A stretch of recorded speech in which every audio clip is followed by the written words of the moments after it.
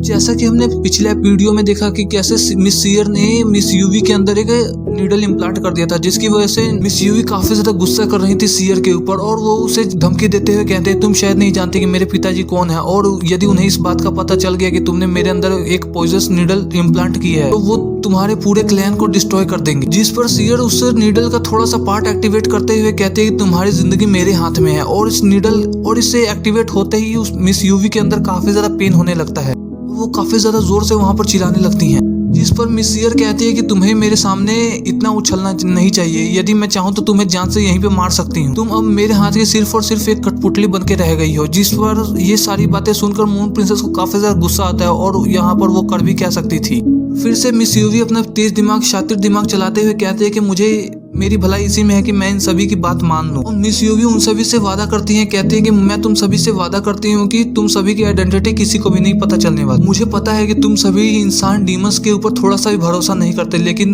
मैं यहाँ पे कर भी क्या सकती हूँ, मैं अपनी पूरी मदद लिए करूंगी, मेरे से जितना हो सकेगा उतना। और ये बात वो सीयर को भी कहते हैं कि तुम इतनी जल्दी मत मरना, क्योंकि मैंने अपनी पूरी लाइफ अभी जी भी नहीं है। और इतना कहते ही मिस यूवी अपने हाथ से एक बॉक्स निकालते हैं और सीधे ही हाओचेन को दे देती हैं। और इस बॉक्स को देते हुए हाओचेन से कहते हैं कि यदि तुम इस बॉक्स का इस्तेमाल करोगे तो डीमन क्लैन में कोई भी तुम सभी की आइडेंटिटी का इस्तेमाल नहीं कर पाएगा और ना ही पहचान पाएगा कि आखिरकार तुम लोग कौन हो। इस आर्टिफैक्ट की मदद से तुम सभी अपना आसानी से वेश बदल पाओगे और हर जगह जा पाओगे और हमारे डीमन क्लैन में किसी को भी कुछ भी शक नहीं होने वाला। और इसे लेते हुए हाओचेन कहता है कि अभी के लिए तो हम तो नारिक प्रवेश बॉर्डर पे हैं, लोगों को यहाँ पे इंडरलैंड जाना है और इसके बीच में काफी ज्यादा लंबा सफर अभी तय करना है हमें, और इस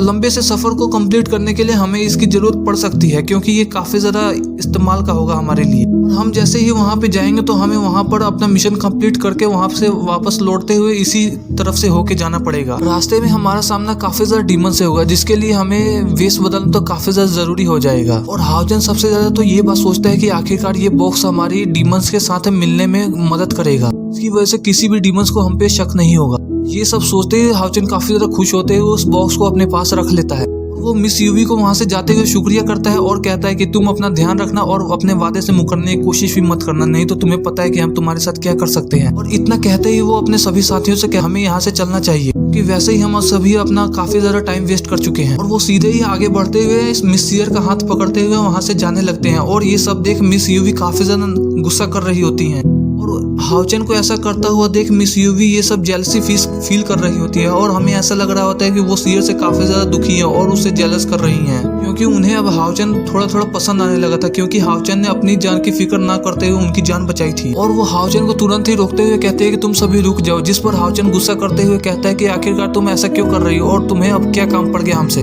मिस यूवी हाओचेन से उसका नाम पूछते हुए कहते हैं कि आखिरकार तुम्हारा नाम क्या है, मुझे भी तो पता होना चाहिए कि आखिरकार किस लड़के ने मेरी मदद की है और मेरी जान बचाई है। इस पर हाओचेन उसे मना करते हुए कहता है कि आखिरकार नाम वाम में क्या रखा है और तुम मेरा नाम क्यों जानना चाहती हो। जिस पर मिस यूवी उसे कहती हैं कि यदि तुमने मेरी जान बचाई है, जिस पर तुम्हें तुम्हारा पूरा हक मेरे पे है, आज से मैं तुम्हारी गुलाम हूँ और आज से मैं तुम्हें मालिक कहूंगी। जिस पर हाओचेन काफी ज्यादा एम्बैरेसिंग फील करने लगता है। ये सब बातें सुनते हुए मिस सीयर काफी ज्यादा गुस्सा करती हैं, और फिर हाओचेन आखिरकार उसे अपना नाम बता ही देता है और कहता है कि मेरा नाम लोंग हाओचेन है। और हाओचेन का नाम सुनते ही वो काफी ज्यादा खुश होती हैं और कहते हैं कि तुम्हारा नाम सच में कमाल का है लोंग हाओचेन, तुम जाने से पहले मुझ पर एक और एहसान कर सकते हो, तुम यहाँ पर जाने से पहले मेरे जितने भी सिपाही हैं सभी को बेहोश कर दो, जिसकी वजह से मैं इन सभी का मेमोरी काफी आसानी से मिटा सकती हूँ, जिस पर तुम्हारी जान को खतरा नहीं होगा, तुम सभी की आइडेंटिटी भी सेफ रहेगी। हाओचेन अपने सभी साथियों को इशारा करते हुए तुरंत ही सभी साथी उसके मिलकर सभी गार्ड्स को बेहोश कर देते हैं। और हाओचेन अपने सभी साथियों के साथ आगे की ओर बढ़ते हुए कहते हैं कि चलो अब हम चलते हैं अपने आगे के सफर की ओर।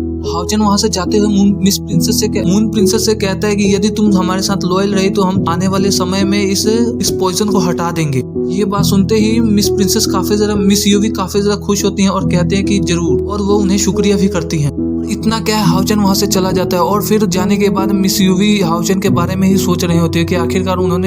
उसने उनकी कैसे जान बचाई थी और वो कैसे नीडल के सामने खड़ा था। और वो यहाँ पे काफी ज्यादा अजीब सी आवाज में कहती है कि सच में तुम काफी ज्यादा कमाल के एक ह्यूमन हो और तुम्हारी सबसे ज्यादा कमजोरी है कि तुम सब पे काफी ज्यादा दया करते हो। इतना कहते हुए मून प्रिंसेस अपने हाथों में फायर को समन करती हैं और वहां पर अपने सभी साथियों की बॉडी को आग लगा देती हैं। वहीं पर सच बात तो ये होती है कि वो हाओचन को काफी ज्यादा पसंद करने लगी थी और वो हाओचन की बहादुरी देखकर काफी ज्यादा उससे इम्प्रेस हो गई थी। और वो हाओचन को ये बात भी कहती है कि तुम पहले नाइट हो जिसने मेरी जान बचाई है। और वो मिस सियर को भी काफी ज्यादा भला बुरा बोलती है और आखिरकार कहती है कि आखिरकार ये लड़की तुम्हारे साथ कर क्या रही है। और मिस यूवी यहाँ पर ये बात भी कहती है कि हाओचन तुम सिर्फ और सिर्फ मेरे हो और मैं तुम्हें किसी भी हालत में हासिल करके ही रहूंगी, चाहे मुझे इसके लिए कुछ भी करना क्यों ना पड़ जाए। और मिस यूवी इतना कहते ही लैंगजाओ की भी यादों को मिटाना शुरू कर देती है और उसे हवा में उठाते हुए कहते हैं कि तुम आने वाले समय में सब कुछ भूल जाओगी। और मिस यूवी की ये सभी बातें सुनकर लैंगजाओ भी ये बात को रिपीट करने लगती है और कहते हैं कि आने वाले समय में सब कुछ भूल जाऊंगी और मुझे नहीं पता कि आखिरकार ये डीमन हंटर कौन थे। तुम्हें सिर्फ इतना ही याद होगा कि हम लोगों के ऊपर डीमन का हमला हुआ था जिसमें हमारे सभी साथी मारे गए और वहाँ पर मैं और तुम ही सिर्फ बचे थे कि जो अपनी जान बचाकर वहाँ से भाग पाए। और ये सभी बातों को भी लैंगजाओ रिपीट कर रही होती है।